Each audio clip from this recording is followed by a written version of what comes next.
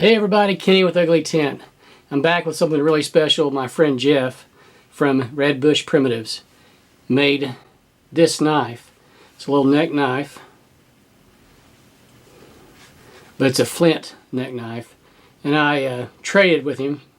Basically, I conned him, I pressured him out of it at a gathering. I was like, dude, I'd love to have that. I've always wanted one of these little stone knives or flint knives.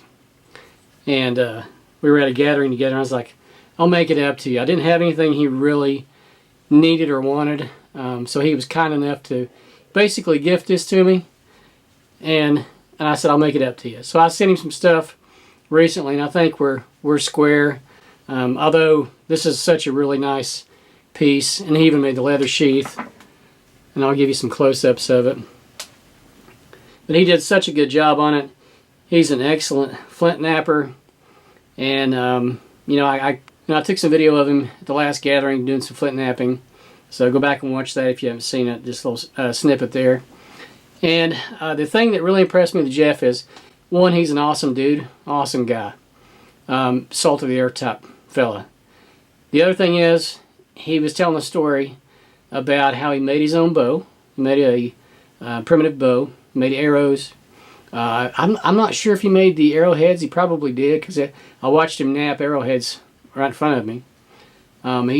He did all that, and then he went out, hunted and killed a bear with the bow and arrows that he made. How cool is that? I mean, how many people can say, hey, I've made a bow and arrow and killed a bear with it? It just amazes me. You know, the type of people you meet on these gatherings.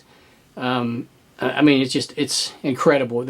You're not going to meet these people at other places. You're not. So I encourage you to go to a gathering, whether it's a big one like Bushcraft, Georgia Bushcraft, or which I've never been to, but I keep getting invited. This year I won't be able to make it because I've got some search and rescue stuff I'm working on. I've got to be there for. It's a long story. Hopefully I can share that with you next year. I digress. So back to Jeff, and what an amazing job he did. So thank you, Jeff, for this wonderful neck knife. I'm going to cherish this, and now we'll keep this in a safe place. I don't really plan on using it, I'm going to be honest. It's not something I'm going to use, but it is definitely a showcase piece that I will be taking with me at my vendor fairs when I set up in my shop, so people can see this, because it's very impressive. My friend Jake started making primitive tools, started doing flint napping, and he's made some awesome daggers. I'm going to try to get one of those. I don't know what that's going to cost me, but they're really, really good stuff. He's done a great job too. He learned from Donnie Dust, the man himself. That's where Jake learned to nap from. So if you don't follow these two, you need to follow Red Bush Primitives on YouTube and Instagram, and also follow my buddy Jake. So thanks for watching, guys. Hope you enjoyed the video, and hope you thought this knife was as cool as I do.